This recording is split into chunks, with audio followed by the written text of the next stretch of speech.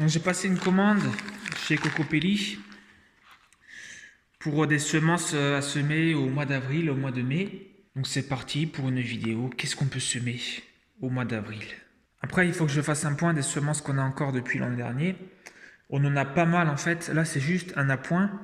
Donc je vous propose de m'accompagner pour découvrir ce que j'ai acheté. Et après, on fera aussi un petit tour des semis, des graines qu'on a encore en stock, qu'on va semer là au mois d'avril. Alors les sachets reviennent à peu près à 3,40 € le sachet. Et on a les frais de transport offerts à partir de 70 € d'achat. Voilà, bien protégé à l'intérieur. Donc là, j'en ai eu pour 38,35 € et vous allez voir ce que j'ai pris. Voilà, ça peut vous faire une petite idée un petit peu du coût de revient de tout ça. Là, on a à chaque fois une petite carte postale. Donc après, à vous de juger si vous trouvez ça bien ou pas. Moi, je trouve ça cool. Voilà, on dirait...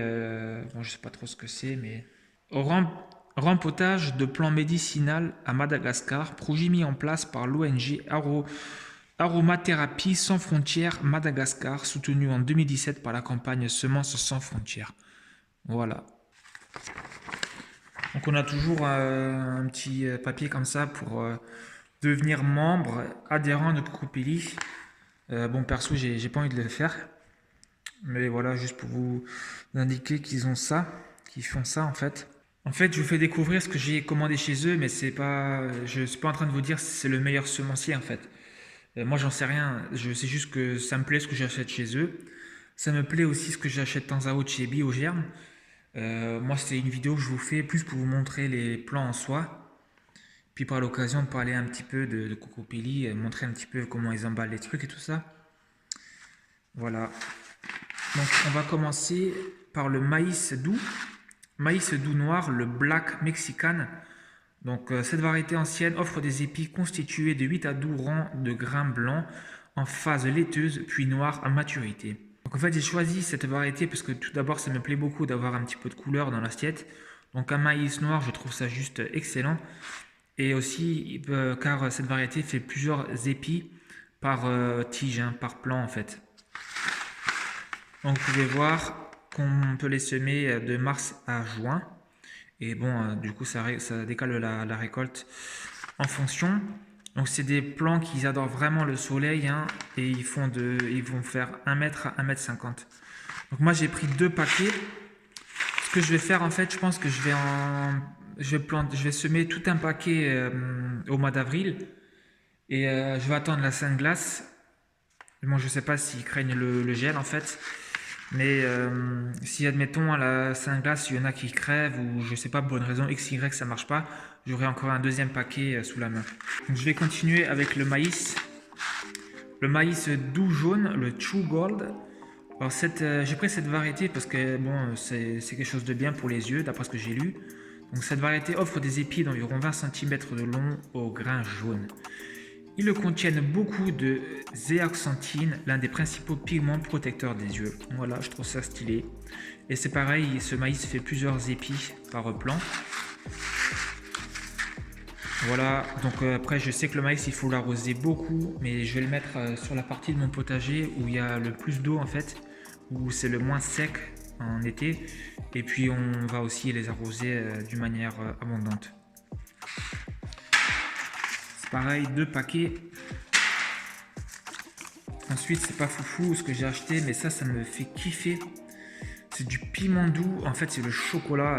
Donc chocolat parce que c'est du poivron en fait qui a la couleur brune. Donc après, c'est toujours pareil. Plus vous les laissez pousser, plus ça sera un poivron. Si vous les récoltez tout de suite, ça sera du piment. Et du coup, il sera plus épicé et plus petit. Du coup, j'ai choisi celui-là parce que ça me plaît d'avoir cette couleur en tant que poivron, ça change un petit peu. J'ai aussi envie de prendre un petit peu des légumes que je ne connais pas. Du poivron brun, je n'ai jamais mangé et franchement, ça me fait trop plaisir d'essayer ce genre de produit, ce genre de plante. Et en fait, c'est une variété de poivron qu'on peut farcir. Donc voilà, je trouve ça excellent. Farcir du poivron de couleur chocolat comme ça. Après le poivron, je sais que c'est limite déjà un petit peu tard pour les semer parce que ils ont besoin énormément de chaleur. Et en fait, ça prend 2 mois à peu près que les plants soient assez vigoureux.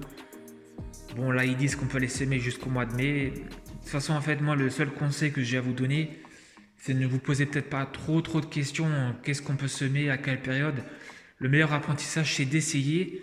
Et de toute manière, l'idée, c'est pas de semer tout le paquet d'un coup. C'est de faire des petits essais. D'abord, vous semez un petit peu. Si ça pousse, tant mieux. Si ça pousse bas, vous en ressemez plus tard. C'est beaucoup mieux que de semer tout d'un coup et après ça gèle. Et vos poivrons, vous en aurez plus, quoi. Ensuite, on arrive aux tomates, donc les variétés. Hein, franchement, je sais pas, j'ai l'impression que la tomate c'est quand même le légume ou le fruit du potager en fait. Chaque jardinier, j'ai l'impression que c'est toujours la tomate la plus désirée de tous. Je pense que c'est lié au fait que c'est assez simple à faire en soi. Une fois qu'on a les plants, ça pousse très vite en été et c'est des récoltes abondantes. Et après, c'est bon aussi, hein, mais voilà, faut pas non plus le négliger. Faut l'avouer, c'est quand même c'est délicieux, des bonnes tomates qui ont mûri au soleil, on les décroche, on les mange. Franchement, quel bonheur. Donc là, j'ai pris deux variétés de tomates cerises. J'ai pris une noire bleutée pour, comme je vous l'ai dit avant, avoir de la couleur dans l'assiette. Vous voyez, semis jusqu'au mois d'avril, donc je vais pas tarder à les faire. Puis je vais les semer là, en intérieur et au bord de la fenêtre pour bien les protéger du froid et accélérer la croissance. Saucisse. Parce qu'en fait, la maison là, c'est en mode chantier. Mais bon, enfin, pour petite info, petite parenthèse, on est toujours encore dans les travaux. On avance sur le carrelage. Et puis on va pas tarder à faire la peinture et tout ça. Mais bon, ça n'empêche pas que d'ici peu, je vais aménager une petite pépinière de semis ici, une petite nourricière à semis. Ensuite, tomate rose tardive. Alors c'est la cœur de bœuf Sweetheart. Donc en fait, au début, j'avais choisi une autre variété de cœur de bœuf, mais elle était en rupture de stock. Mais bon, celle-là me plaît aussi beaucoup. Là, elle a l'air bien. Ça offre des fruits charnus de 200 à 500 grammes. Sachet de 35 graines. 35 graines, franchement, si on a 20 qui germent, c'est déjà amplement suffisant. Ce sera même trop pour notre alimentation. Même si, enfin, je pense que ce sera trop, malgré le fait qu'on voudra faire pas mal de conserves. Donc ça, tomate cœur de bœuf, c'est pour les farcir. Hein. Et aussi peut-être faire qu'est-ce qu'on peut faire avec? On peut faire de la sauce tomate, du coulis tomate et tout ça. C'est pour la viande du fruit hein, que j'ai choisi cette variété-là. Parce que comme dit, 200 à 500 grammes de chair de tomate. Avec ça, on pourra en faire des conserves. Hein. Un petit aparté sur les cœurs de bœuf. En fait, des fois, en fait, je commande les semences chez Cocopelli parce que c'est une société qui garantit que ces légumes, leurs semences sont reproductibles. Donc, c'est-à-dire que si je récolte ensuite les semences des tomates là qui vont pousser, je pourrai les ressemer l'an prochain et on aura des fruits qui poussent. Si vous allez dans le commerce, vous prenez les semences dans les grandes surfaces, souvent ce sont des variétés qui sont dégénératives ou qui sont même stériles. Donc tout ça dans l'optique que le consommateur, que le client, il aille en racheter chaque année parce qu'il n'arrive pas à reproduire ses plants de tomates. Donc je trouve ça scandaleux en fait et c'est même interdit par la loi de vendre des semences reproductibles comme le fait Cocopelli. Et c'est pour ça, d'après ce que j'ai lu sur internet et ce que j'ai vu sur YouTube, ils ont pas mal de procès sur le dos. Donc je trouve ça scandaleux d'interdire ça en France. Franchement, la nourriture c'est quand même la base. Donc moi, je vais en semer, je vais récolter les semences. Je vais essayer d'être un petit peu autonome là-dessus. Puis après c'est bio, enfin c'est certifié bio. Puis ce qui poussera chez moi, ce sera bio aussi. Hein. Tomates cerises jaunes. Donc pour finir, on aura des tomates rouges et jaunes, des tomates cerises pour faire des apéros bien sympas. La Yellow Santiflore. Voilà, semis jusqu'au mois d'avril. Mais écoutez, hein, j'en ai des semis à faire. Et là, la troisième variété de tomates cerises, c'est une rouge. Donc on aura des jaunes, rouges et noirs. Franchement, excellent. J'ai déjà hâte d'être cet été sur la terrasse, faire un apéro sympa. Oui, il faut que je range le bordel, mais chaque chose en son temps. Donc ça, c'est tous nos semis qu'on a accumulés en 2 ans. On va faire un point ensemble de ce qu'on peut semer en godet au mois d'avril, au mois de mai également, et ce qu'on peut semer en pleine terre directement. Allez, c'est parti. Mais celles-ci, je les trouve pas mal non plus parce qu'elles sont grandes, elles sont plus hautes que les autres, et du coup, on risque moins de les perdre. Parce que les petites étiquettes blanches qu'on avait mis l'an dernier, elles sont tellement petites qu'il y a un petit peu de mauvaises herbes qui poussent, on les voit plus quoi. Donc ça peut être pas mal, donc on va voir ce que ça donne. Allez, premier truc. Donc désolé, je filme un peu avec ça, je sais que c'est dégueulasse, mais je me suis pris des ronces avant en rentrant la petite chèvre. Je l'ai désinfecté et tout. Oh putain. Ouh. Donc on a les tomates Green Zebra qu'on a déjà semées il n'y a pas très longtemps. Courgettes vertes de Milan, donc ça c'est des choses qu'on peut semer. Par contre pour les tomates, j'hésite encore à attendre début mai. Parce que là il fait encore un peu froid, de toute façon elles pousseront lentement. Et puis début mai ça poussera plus vite et on sera plus proche des saines glaces qu'il faudra attendre avant de les mettre en pleine terre. La mâche à mon avis ça se met en pleine terre. Janvier, février, mars. Donc vous voyez, donc je vais en planter encore, même si on est le mois d'avril, tant pis. Alors je vais faire une pile ici pour la pleine terre, pour les semis en pleine terre. Épinards. Semis direct d'août à septembre, donc ça c'est hors catégorie, donc on le range. Aubergine diamant. Donc voilà. Semis janvier, février, mars, avril. Donc ça sera sous abri, donc en godet. Voilà, je le mets là. Non, on dit que c'est pleine terre, donc en godet ça sera là. Poireaux géants d'hiver. On sème ça quand? De janvier à avril sous abri, semis en terre de mars à juillet. Donc c'est parti, je le mets là.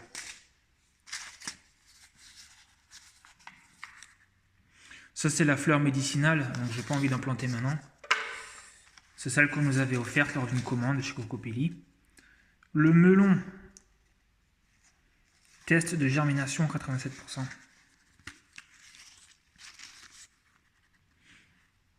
Melon en pleine terre, avril-mai. Allez, c'est parti, on le met là. Chicorée en pleine terre de mai à octobre. Et sous abri jusqu'au mois de mai. Donc je ne vais pas encore l'utiliser. Enfin si, je vais le mettre là pour les trucs. Basilic, ben, on en a. Mais je vais en semer. Voilà, donc semis jusqu'au mois de juin en abri, sous abri, donc c'est parti, je vais le mettre dans des pots. Oignon Saint-Urgent, on en a qui a germé dans les petites serres qui sont là.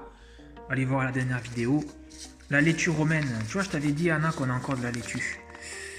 Semis sous abri de janvier à mai. Voilà, bah c'est parti. Et semis en terre de mars à mai. Donc allez en pleine terre directement. Je le mettrai dans un carré potager, ça évitera un petit peu les attaques de limaces. Choux de Bruxelles, je les ai dépotés dans le carré potager, vous allez le voir dans une prochaine vidéo.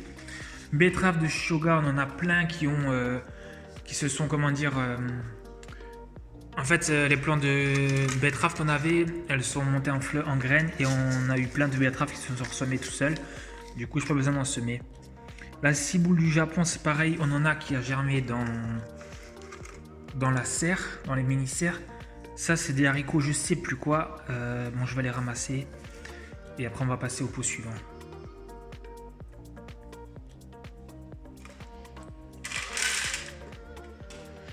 Puis maintenant, on va semer des haricots. Comme ça, on aura plein de petits oursons et tout ça. Allez. Haricots nains, haricots C.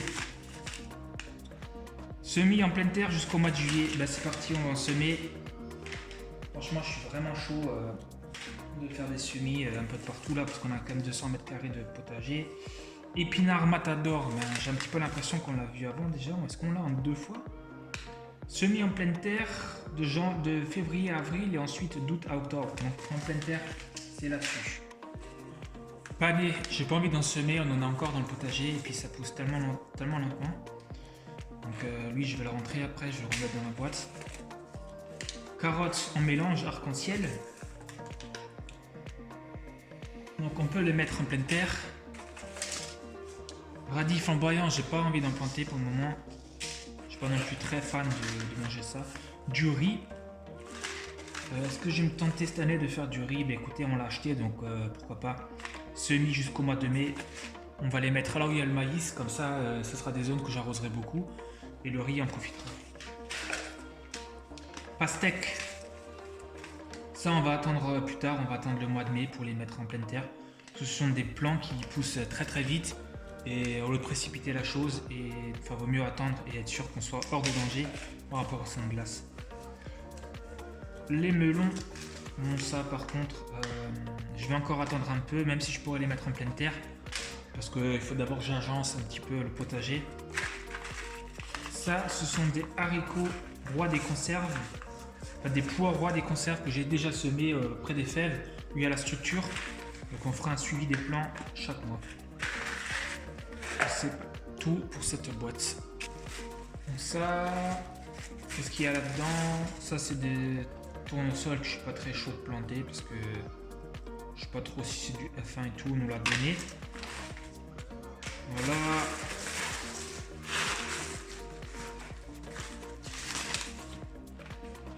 Là, il y a même des tournesols au fond du paquet, comme quoi il faut vraiment qu'on change de système. Mais bon, les choses se font pas à pas, petit à petit. Melon Kajari, ça je vais attendre. Je sais pas, je les avais pas réussi l'an dernier. Je pense que je vais attendre. Je vais attendre un peu encore. Allez, ça retourne à la maison. Le maïs doux pinto. Ouais, en fait, ça nous fait 3 variétés de maïs qu'on a encore. Ça, je vais le semer, écoutez. Pareil, l'an dernier, on l'a pas réussi. Parce que je pense qu'on l'a pas assez arrosé. Peut-être que la terre n'était pas assez riche. Bon, cette année, elle n'est pas non plus riche parce qu'on ne l'a pas vraiment enrichi, parce qu'on n'a pas pu le faire encore. C'est quand même assez compliqué de rassembler assez de fumier, de matière organique pour un grand potager. Donc je vais quand même les semer, on ne les a pas achetés pour rien. Haricots mange-tout nain, ceux-là j'adore en fait, j'adore, véritablement j'adore. Parce que ce sont des trucs qui poussent assez facilement. Les plants ils font cette longueur, du coup c'est assez facile à gérer dans le potager. Et vous pouvez manger l'haricot en entier, vous n'êtes pas obligé de l'écosser. Franchement, on a acheté un paquet d'haricots nains écossais. Après, je le ferai plus en fait, j'achèterai que cela. C'est les haricots nains, mange tout, la victoire. Voilà. Achetez ça, vous n'allez pas le regretter. Semis en pleine terre d'avril à juillet. En plus, on s'embête pas, on les met direct en pleine terre. Ça, c'est des coquelicots. Donc, si on veut faire un petit coin avec des fleurs, pourquoi pas organiser un carré potager avec des coquelicots. Ça, ce sont des tournesols Evening Sun, donc ils sont un petit peu rouges. Je vais en semer en pleine terre d'avril à juin. Pareil, on a semé l'an dernier des tournesols sur lesquels j'ai récupéré un tas de graines. Donc là aussi, on aura des graines en abondance. Mais je pense que je vais du coup quand même semer ceux du paquet pour le finir. Courge mochata, ça, ce sera pour cet automne. Les récoltes pour l'automne, semis en pleine terre de mars à juin. Mais en fait, je peux quasiment tout semer de ce que j'ai, quoi. Donc, on arrive au dernier paquet qui est là.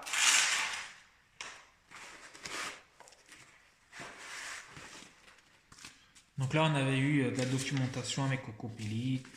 Voilà, il y a aussi un calendrier des semis normalement avec. Et leur petite pub si on veut adhérer à leur truc. Bon, qu'est-ce que c'est? Ça, c'est des trucs qu'on nous a donnés. Franchement, je suis pas chaud. Je suis pas chaud. Ça, c'est des petites photos là, des cartes postales de ce que fait Cocopelli un petit peu. Voilà, allez, on va essayer de vider tout ça en espérant qu'il n'y a pas des graines qui vont se barrer de chaque côté.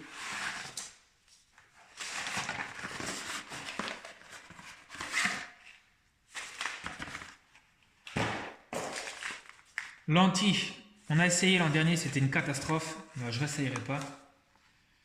Franchement, j'ai pas envie là cette année. En plus, j'ai l'impression qu'ils font semer tout plein pour en avoir un peu. Donc ça m'intéresse pas pour le moment. Carottes rouges Rodelica non plus. Je vais semer. Déjà, on a récolté des semences de nos plants l'an dernier. Donc les carottes qui s'étaient montées en fleurs, qui s'étaient montées en graines. Et puis j'ai déjà aussi les carottes arc-en-ciel. Donc c'est ça les haricots. Ah, on a aussi des haricots mange-tout à rame. Je crois que ça, c'est pas des nains. Regardez, taille des plants à 150 à 200 cm. L'an dernier, j'avais fait une structure en grillage pour les accueillir. Ça faisait comme un petit tunnel. Là, cette année, j'ai pas envie de le faire. Ou du moins, peut-être que je le ferai si j'ai l'occasion d'avoir une structure qui sera assez jolie, que je peux garder. Pas un truc que je fais à l'arrache et que je devrais enlever après parce que c'est pas beau. Donc, c'est pas top. Semis en pleine terre jusqu'au mois de juillet. Du coup, on a encore un petit peu le temps. Si jamais je veux faire une structure. Piment doux, poivron. Donc ça, Anna l'a semé. Donc je vais mettre l'étiquette de côté pour... je vais mettre le paquet de côté pour écrire les trucs sur l'étiquette. Concombre le généreux. Ah oui, ça, on en avait tellement l'an dernier, c'était un truc de fou. Semis direct en mai. Allez, on attend le mois prochain. Persil. Franchement, on en a encore tout plein de l'an dernier. Des plants, hein. Du coup, je ne vais pas en semer davantage. Le chou chinois. Semis en pleine terre de juin à août ou sinon sous abri au mois de mai. On ne sait pas pour maintenant. Chou rare blanc de Vienne. J'en ai tout plein en fait qui sont montés en graines de l'an dernier. Et je vais pas en semer là. Et je crois même que Anna en a semé le mois dernier, je sais plus. Faut que je regarde. Au final, on a une seule variété que je dois semer en godet, le reste je le mettrai directement en pleine terre. Donc semis jusqu'au mois d'avril en godet, donc moi je vais les semer. Je vais voir dans les petites serres si j'ai de la place pour rajouter des aubergines. Et autrement, on a tout ça que je vais semer en pleine terre. Donc je vais fabriquer des carrés potagers là-bas. Et je vais aussi mettre des légumes comme ça directement sans carré potager parce que j'ai pas assez de bois pour faire que des carrés potagers. Et puis même c'est aussi joli de varier un petit peu, je trouve. Je ne sais pas si je vais l'inclure dans cette vidéo ou dans une suivante. Mais en tout cas, n'hésitez pas à vous abonner pour suivre toute l'aventure.